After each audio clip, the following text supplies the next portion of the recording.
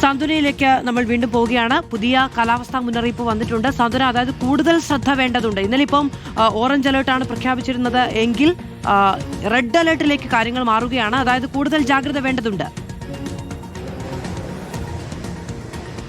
തീർച്ചയായിട്ടും മധു, അതീവ ജാഗ്രത വേണ്ട ഒരു സമയത്തേക്ക് തന്നെയാണ് നമ്മൾ കടന്നു പോകുന്നതെന്നാണ് ഇന്നത്തെ അലേർട്ടുകൾ കാണുമ്പോൾ നമുക്ക് മനസ്സിലാവുന്നത്. കാരണം കഴിഞ്ഞ ദിവസങ്ങളിലൊക്കെ തന്നെ നമ്മൾ വ്യക്തമാക്കിയിട്ടുണ്ടായിരുന്നു, ഒരു 4, 5, 6 ദിവസമൊക്കെ സ്ഥിരമായി മഴ പെയ്ത ശേഷം വീണ്ടും അതിശക്തമായ ഒരു മഴയുണ്ടാകുമ്പോഴാണ് പലപ്പോഴും അപകടങ്ങൾ ഉണ്ടായിട്ടുള്ളത്. നമ്മൾ ഇതിനു മുൻപ് കണ്ടിട്ടുള്ള അപകടങ്ങളൊക്കെ തന്നെയും അങ്ങനെയാണ് ഉണ്ടായിട്ടുള്ളത്. പ്രത്യേകിച്ച് ഈ മണ്ണിടിച്ചിലാണെങ്കിലും ഉരുൾപൊട്ടലാണെങ്കിലും അങ്ങനെ തന്നെയാണ് ഉണ്ടായിട്ടുള്ളത്. അപ്പോൾ ഈ വരുന്ന ദിവസങ്ങൾ, പ്രത്യേകിച്ച് ഇന്നിപ്പോൾ 8 ജില്ലകളിൽ റെഡ് അലേർട്ട് പ്രഖ്യാപിച്ചിട്ടുണ്ട്. ഇനി വരും ദിവസങ്ങളിലെ മുന്നറിയിപ്പ് നോക്കുകയാണെങ്കിൽ അടുത്ത ഒരു 3 ദിവസത്തേക്ക് കൂടി സംസ്ഥാനത്തെ എല്ലാ ജില്ലകളിലും മഴ മുന്നറിയിപ്പ് പ്രഖ്യാപിച്ചിട്ടുണ്ട്. നാളെ ഇപ്പോൾ 9 ജില്ലകളിൽ ഓറഞ്ച് അലേർട്ട് ഉണ്ട്. അതുപോലെ തന്നെ 4 ജില്ലകളിൽ യെല്ലോ അലേർട്ടും പ്രഖ്യാപിച്ചിട്ടുണ്ട്. അതുപോലെ തന്നെ അതിന്റെ തൊട്ടടുത്ത ദിവസവും 4 ജില്ലകളിൽ ഓറഞ്ച് അലേർട്ട് പ്രഖ്യാപിച്ചിട്ടുണ്ട്. ഇതിൽ ഏറ്റവും പ്രധാനമെന്ന് പറയുന്നത് അതും പത്തനംതിട്ട, കോട്ടയം, ഇടുക്കി, എറണാകുളം ജില്ലകളാണ്. ഈ ജില്ലകളിൽ ഇന്നിപ്പോൾ റെഡ് അലേർട്ടാണ്. അതുപോലെ തന്നെ വരുന്ന അടുത്ത 2 ദിവസം ഓറഞ്ച് അലേർട്ട് പ്രഖ്യാപിച്ചിട്ടുണ്ട്.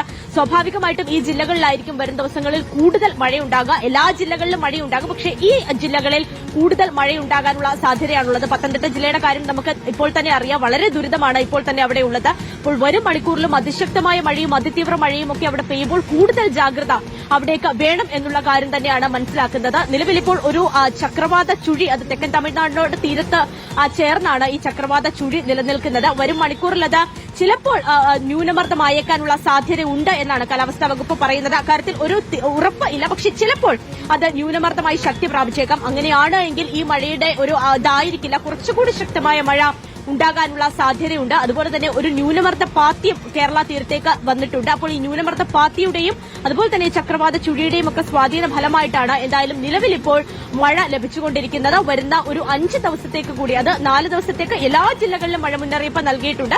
ഏതാണ്ട് ഒരു 5 ദിവസത്തേക്ക് വ്യാപകമായി തന്നെ അതിശക്തമായ മഴയും അതിതീവ്ര മഴയും ഒക്കെ ഉണ്ടാകാൻ പോകുന്നു എന്നുള്ള കാര്യം തന്നെയാണ് കാലാവസ്ഥാ വകുപ്പ് എന്തായാലും അറിയിച്ചിരിക്കുന്നത്. വലിയ ജാഗ്രത അത് നമ്മൾ തുടരേണ്ടതുണ്ട് എന്ന് തന്നെയാണ് മധു എന്തായാലും നിലവിൽ മനസ്സിലാകുകയും ചെയ്യുന്നത്.